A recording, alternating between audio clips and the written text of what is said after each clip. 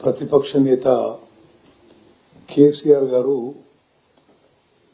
పాలమూరు రంగారెడ్డి మీద lift irrigation schemes మీద వారు ప్రెస్ మీట్ పెట్టి మరి చాలా విషయాలు చెప్పాడు.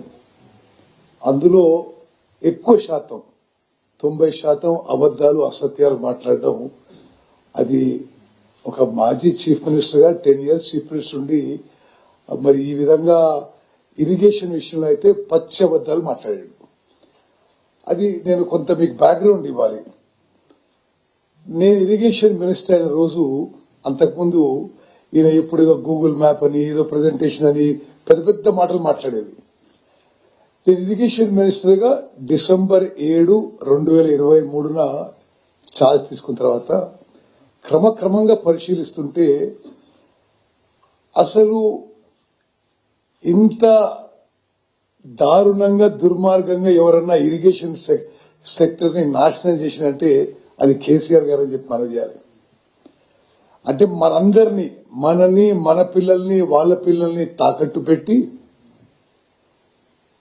1,00,000 కోట్లు అప్పు తీసుకొచ్చి ఆ వడ్డీ భారం మన మీద మోపి నామమాత్రం ఆయకట్టు వచ్చింది. అది కాకుండా బహుశా ఎవరు కూడా తాను కట్టిన కాళేశ్వరం ప్రాజెక్టు గుండెకాయని వాళ్లే వర్ణించారు. ఆ బ్యారేజెస్ కూలిపోయినాయి.